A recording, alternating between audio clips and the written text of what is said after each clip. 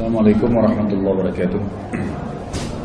Alhamdulillah, wassalatu wassalamu ala rasulillah. Segala puji bagi Allah subhanahu wa ta'ala, juga salawat dan taslim Muhammad sallallahu alaihi wasallam.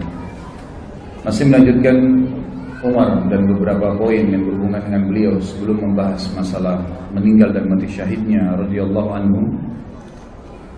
Beliau juga punya kisah berhubungan dengan masalah mendidik diri beliau dan juga pemimpin-pemimpin yang biasa beliau atau yang sudah beliau tunjuk. Satu waktu pernah Umar bin Khattab memiliki anak yang bajunya sobek kemudian ditambal. Pada saat ditambal baju tersebut,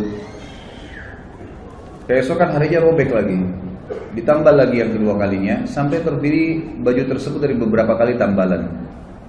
Teman-teman anak Umar ini mengolok-olok anak Umar. Anak Amir Mukminin bajunya sobek, anak Amir Mukminin bajunya ditambal. Sampai anak Umar bin Khattab ini menangis pulang dan berkata kepada ayahnya, "Wahai ayahku, masih anak-anak, masih kecil. Teman-temanku mengolok-olok aku karena bajuku ditambal. Bisa gak ayah belikan aku baju?" Kata ayahnya, "Kalau sekarang," kata Umar radhiyallahu anhu, "kalau sekarang saya nggak punya uang oleh anakku untuk beli baju. Bayangkan untuk beli baju berapa dirham aja nggak pegang uang pada saat itu." Radhiyallahu anhu.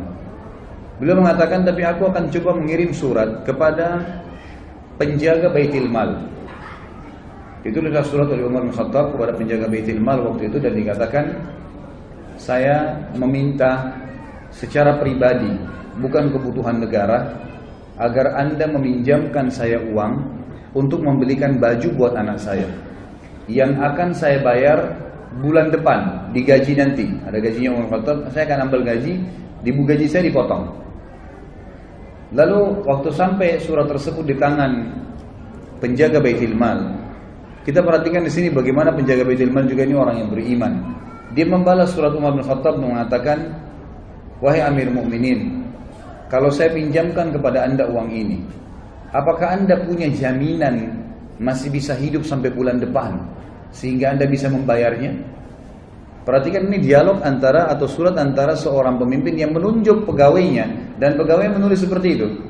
Waktu tiba surat penjaga Baitul Mal kepada Umar bin Khattab, Umar bin Khattab pun menangis. Menangis sambil berkata kepada, atau dalam kalimatnya yang masyhur, "Segala puji bagi Allah yang telah memberikan kepada saya orang-orang yang seperti ini." Lalu beliau berkata kepada anaknya, "Wahai anakku, bersabarlah. Kalau ayahmu ini masih hidup sampai bulan depan dan menerima gaji, maka pasti saya akan memberikan kamu baju." Ini sebuah pelajaran yang besar dari Umar radhiyallahu anhu, dan kita lihat dari awal kisah tadi beberapa jam kita jelaskan, hampir semua yang berhubungan dengan beliau itu pelajaran demi pelajaran. Hidupnya dipenuhi dengan kisah-kisah yang luar biasa, yang menjadi ibrah, yang menjadi pelajaran. Dan beliau sudah mendahului kita semua dengan kemuliaannya. 1400 tahun lebih sekarang Umar bin Khattab sudah meninggal, kita masih bisa terkesan, kita masih bisa terkesimak, kita bisa mengambil pelajaran dari kejadian-kejadian di zaman beliau. Bahkan menjadi hukum-hukum fikih yang dilakukan oleh seluruh umat Islam. Sebagaimana tadi kita jelaskan dalam beberapa poin, bagaimana Umar bin Khattab menjadikan atau dijadikan keputusannya sebagai hukum di jalan Allah Subhanahu wa taala. Umar bin Khattab radhiyallahu anhu sangat tegas dalam agama Allah ini. Tidak main-main kalau memang hal itu perlu ketegasan. Dalam sebuah kisah pernah ada seorang Yahudi dengan munafik. Yang munafik ini hutang dari orang Yahudi. Kemudian tiba masa si Yahudi menagih dari munafik, munafik bilang, "Gak ada uang kamu sama saya." Cekcoklah dua orang ini, lalu diambil kesimpulan, kita berhukum aja. Waktu itu Nabi SAW masih hidup. Maka datanglah keduanya ke Nabi SAW. Nabi SAW melihat sesuai dengan data-data yang ada, Yahudi punya hak. Kata Nabi SAW, "Berikanlah haknya si Yahudi ini, karena memang kamu berutang sama dia, ada buktinya jelas." Ternyata keluar munafik ini tetap bilang, "Saya nggak mau bayar." Belum puas cari orang lain, dicarilah Abu Bakar. Ketemu Abu Bakar. Siapa setelah Nabi SAW? Abu Bakar, orang yang dianggap dimuliakan, datang ke sana. Memperlihatkan kasus kepada Abu Bakar, dipaparkan. Abu Bakar berhukum seperti hukum Nabi SAW, bahwasanya haknya Yahudi. Ternyata keluar dari rumah Abu Bakar, si munafik belum puas juga. "Saya belum mau bayar." Baik, Yahudi bilang kalau begitu kita cari orang lain. Kamu mau? Iya. Siapa? Umar bin Khattab.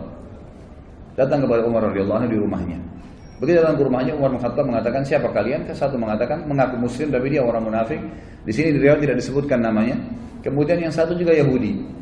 Lalu Umar bertanya, ada apa dengan kalian? Dia bilang, ini Yahudi bilang, ini si fulan utang dengan saya tapi nggak mau bayar, dia tidak mau akui. Lalu Umar pintar, Umar bertanya kepada mereka berdua, apakah kalian sudah pernah bertanya tentang masalah hukum ini sebelum datang ke sini? Kata mereka berdua, sudah. Kata Umar kepada siapa? Mereka bilang, kami telah datang kepada Muhammad. Kata Umar, apa hukumnya? Kata Muhammad memberikan hak kepada si Yahudi ini, kata si munafik. Karena alasan-alasan yang sudah dipaparkan. Lalu kalian kemana lagi? Mereka berkata, kami sudah ke Abu Bakar. Apa hukumnya Abu Bakar? Sama saja dengan hukumnya Muhammad SAW. Lalu Umar berkata, untuk apa kalian datang kepada saya? Keduanya mengatakan, kami ingin berhukum. Umar bilang, baiklah, tunggu sebentar. Umar masuk ke dalam mengambil pedang. Kemudian mengejar keduanya, akan menebas keduanya. Dua-duanya lari dari rumahnya Umar. Lalu Umar berkata, apakah kalian sudah berhukum kepada Rasulullah SAW? Masih ragu? Datang ke Abu Bakar lalu masih ragu, lalu datang kepada saya minta hukum, ini hukum saya. Pedang ini, gitu kan. Jadi beliau tidak main-main dengan hukum, gitu kan. Kalau memang sudah saatnya, saatnya, gitu kan. Seperti itu gambarannya. Dan tentu apa yang akan kita sampaikan, dipaparkan di buku ini, belum semua kisah Umar ternukilkan. Jadi bukan mustahil ikhwah-ikhwah sekalian kalau Anda pernah mendapatkan